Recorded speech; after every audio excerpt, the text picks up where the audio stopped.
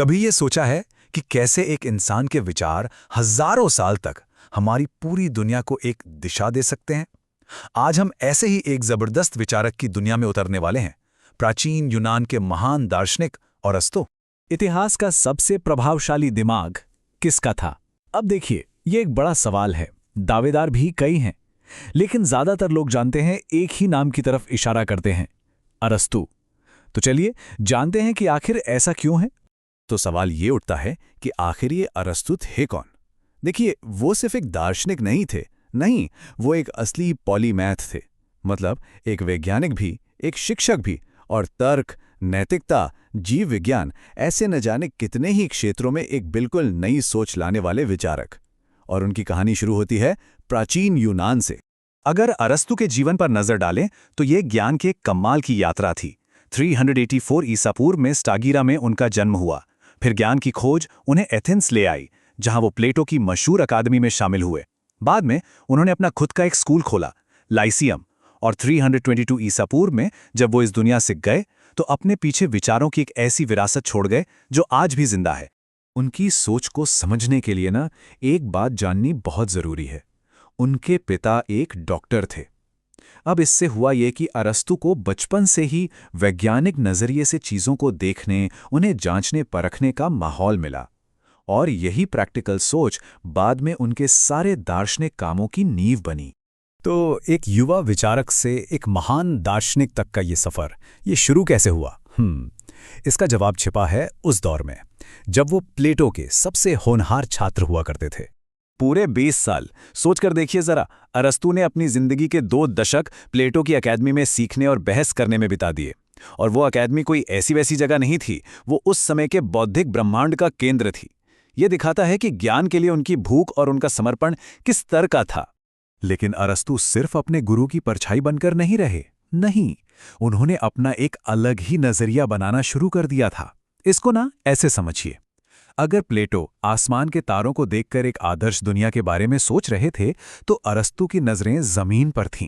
वो अपने आसपास की असल दुनिया को देख रहे थे। पेड़ पौधे, जानवर, हर चीज का वो बड़ी बारीकी से अध्ययन कर रहे थे। तो अकादमी छोड़ने के बाद क्या हुआ? अरस्तू का प्रभाव और कैसे बढ़ा? उनकी विरासत को 2 बड़ी चीजों ने आकार दिया।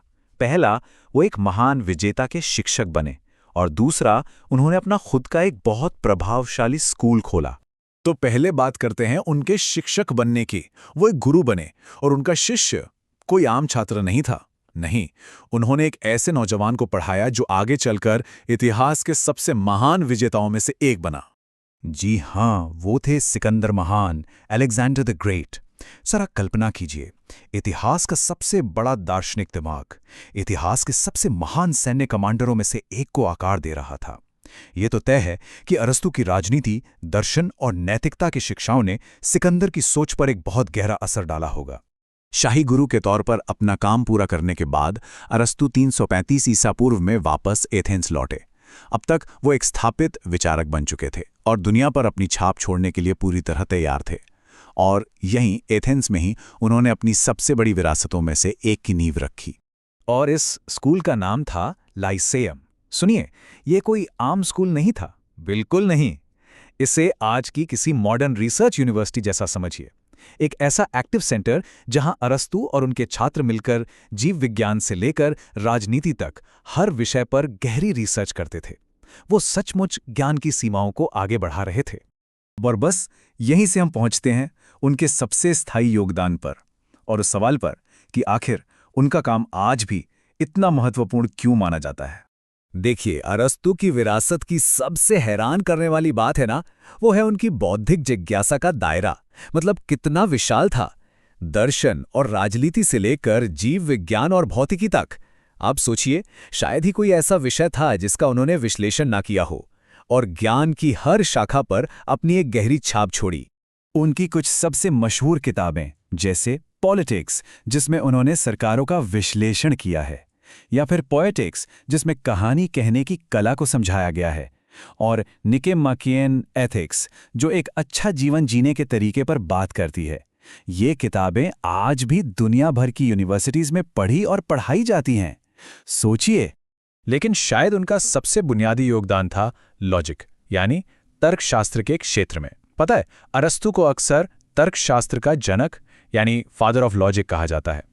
ऐसा इसलिए क्योंकि वो पहले इंसान थे जिन्होंने तर्कसंगत सोच के नियमों को एक सिस्टम में बांधा, और उनकी बनाई ये प्रणालियां 2000 साल से भी ज्यादा समय तक पश्चिमी सोच का आधार बनी रहीं। और तो और आज भी विज्ञान, कानून और यहां तक कि कंप्यूटर प्रोग्रामिंग की नींव में भी उनका असर दिखता है।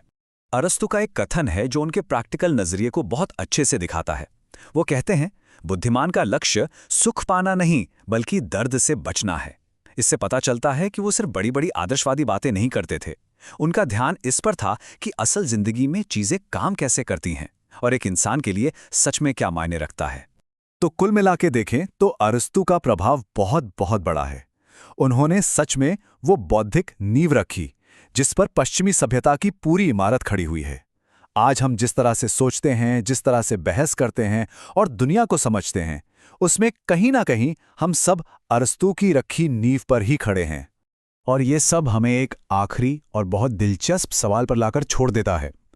अगर अरस्तु आज जिंदा होते तो वो अपने इस जबरदस्त दिमाग का इस्तेमाल किस समस्या को सुलझाने में करते? क्या वो आर्टिफिशियल इंटेलिजेंस की नैतिकता पर काम करते, या फिर जलवायु परिवर्तन का अध्ययन करते, या शायद मानव खुशी का मतलब क्या है इसका फिर से विश्लेषण करते? ये एक सोचने वाली बात है ना? और शायद यही उनकी कभी ना खत्म होने वाली प्रासंगिकता का सबसे बड़ा प्रमाण है।